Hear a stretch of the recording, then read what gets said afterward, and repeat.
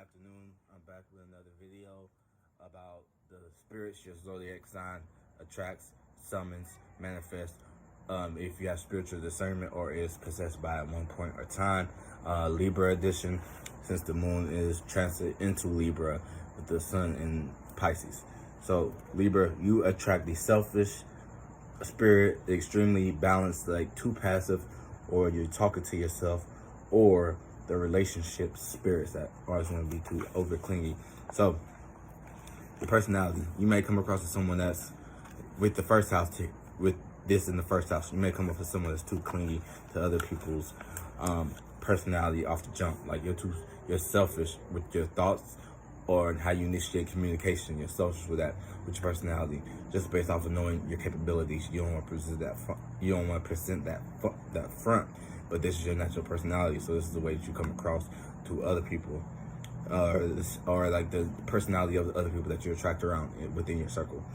Second house, this is your talent, your gift, your values. You're too passive with it. You're remaining neutral. Maybe you don't want to outshine somebody that you came up with, so you want to keep it balanced, but really you're holding yourself back, or your values, your self-value. You might be complacent, the complacent spirit, or neutral, or just being like overly complacent with your values or with your self-esteem, or like what you want to go out and get something, or maybe it'll come to you with the law of attraction and stuff like that. Like you could talk about that all day because you're initiating that thought, but it's going to take some action. Or you could talk to yourself all day about that, Libras, so be watchful of that. Third house, your surroundings. You might be in your head or being selfish with your surroundings. Like people might want to hear your cardinal opinion. You're initiating communication, but you're just dead set on being in the middle in your surroundings, not interacting. So that's being selfish with how you treat that. Or your relationships, or you might over relate to your values.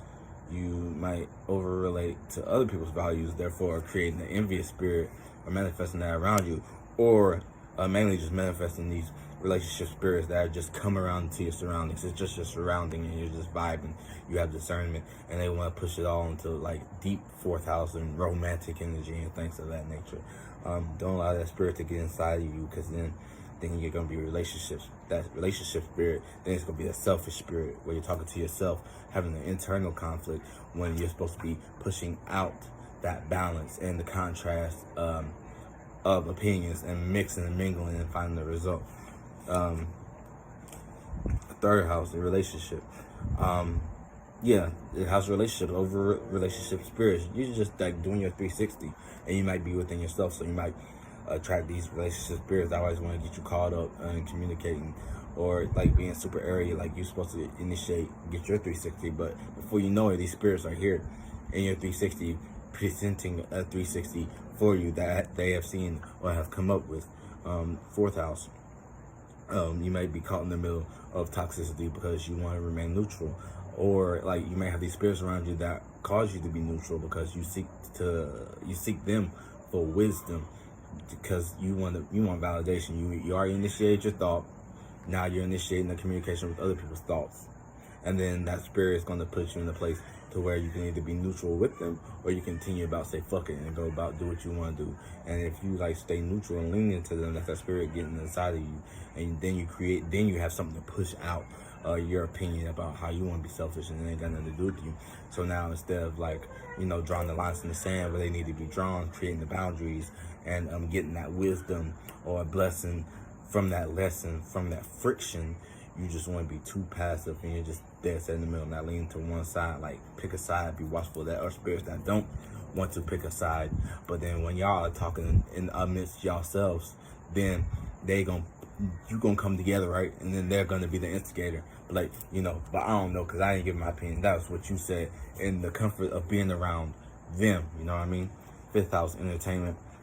You're overly within yourself. You're overly balanced, or like someone else is overly within themselves, or is overly into relationships, meeting with people instead of the entertainment, how they perceive entertainment, how they communicate entertainment, like bring the party to them, but they won't go out and find the party, and hopefully their cardinal communication energy gets them gets their foot in the door when they all are the door. You know what I mean? So be wary of these people that want to jump from different social groups just with word of mouth as far as your entertainment and what you're into. Communicate your boundaries, and then you attract like-minded people. 6th house, your status, your work, your routine. Initiate your routine. Don't be out here just following someone else's stages because they seem like a balanced, mellow, guru kind of person. They may be lost within themselves, and then they're creating multiple stages with different relationships, and they're not picking a side. So when it comes to working routine, not picking, you're indecisive about how much you want to get paid, or when your hours want to be, or just like, or overly too selfish about this. Like, spirits might be too selfish and posting that onto you because you're initiating and communicating. Every time you got something to say, they got something to say. But they want to sit back and play like, hey, you do what you do. But then you go do what you want to do, and these spirits want to get you frustrated and flustered, and then walk inside of you and take charge of things that matter based off your spirit. 7th house, relating, direct, one-on-one. Don't be selfish with relating. Don't be selfish with your relationships. I know, Libra. I ain't saying no names. Don't be selfish with what the past trauma has done to you and those relationships. That's that relationship spirit that wants to remind you that this is like this, this like this, is like this. Instead of pushing that out, you're pushing it within. So it's too many judges in the court. Like, you go from a minor court to Supreme Court to the highest court, all within yourself. But not by the time you're done that on the outside, time's already sped by, or a spirit has got you conflicted. Like, that's that resistance that you're being met with. So know how to play jump rope and pick a side. Like, you're initiating the balance, but the universe will have the end all balance and say and whatnot. You are just the micro version of that playing out down here, you know what I'm saying? And there's other spirits that don't know how to do that, so they look to you for that, and they're going to end up getting lost. 8th house, overly passive about your transformation. That takes some water in that house. It takes some water. Scorpio house, it takes some waters. It takes some like steamy waters. So don't let these spirits come around here and be too passive, balanced, or have you like talking to yourself being super selfish with your past transformations and how this transformation is working for now, but this transformation might not work for later. Wrestle with those demons and get them out of there. They don't belong there. They don't belong there. But that's when you have discernment.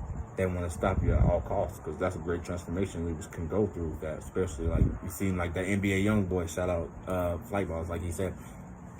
That's a you know what I'm saying, I ain't gonna smear nothing, but you know, you see his music when you're going through some emotional relationship, and it could be that negative past of manifesting the spirits around you, but making it sound good. But that's that 8th house. 9th house, the wisdom that you share, relating that wisdom to others, not just within yourself, not just holding the tea, you know what I mean? Be that diplomat, you know what I'm saying? Don't be super Spartan because you're at internal conflict and you just act rash because you feel like you gotta make a balance, because this spirit's coming around here being too passive, making you feel like you need to be not that, you know, so you go out and do something rash, like, you know, moderation, equilibrium, and on the percentage level, balance, like the scales are always teetering and tottering to one side or another. That's how it evens out. It's not gonna be straight still waters, straight cutthroat all the way. So when it comes to your wisdom, like, delve a little bit in that past, but don't let it delve a little bit into you. You know what I mean? Like, that spirit out there. 10th house, your career, your status.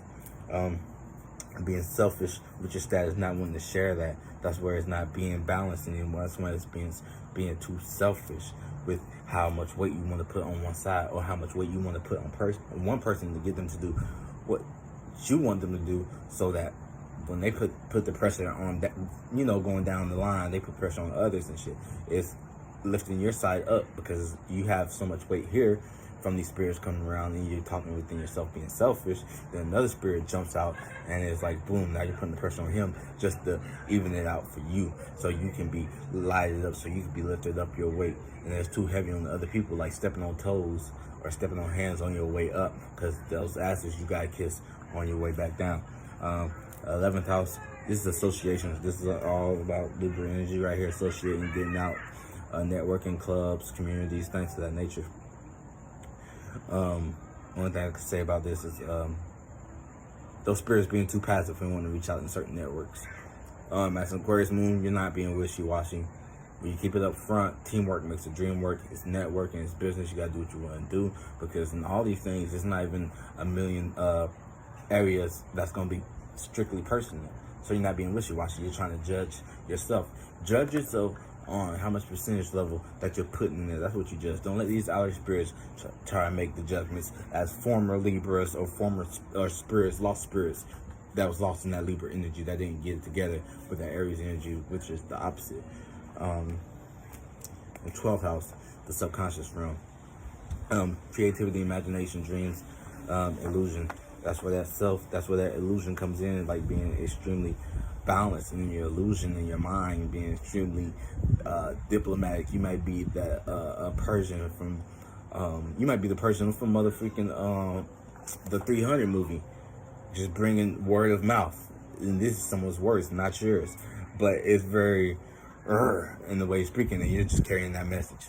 Just because it's going to lead to your creativity and your imagination, your end goal, not really being like logical or being like, you know, initiating how you would go about it, balancing, because you don't have to do that. So these spirits come around being too passive, like I said in the previous house, being Spartan-like, but like more so in the verbal, subconscious ways.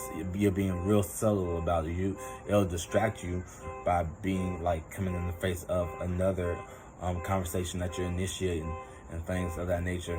Whole time you're performing this way. You feel what I'm saying? But that's the spirits that you summon and attract and manifest with your discernment.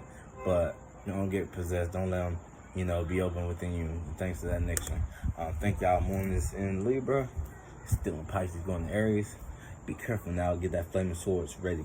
And this is what is the spirits you attract through your houses, based off of what you have it there, and then the planets there. These are just the influence.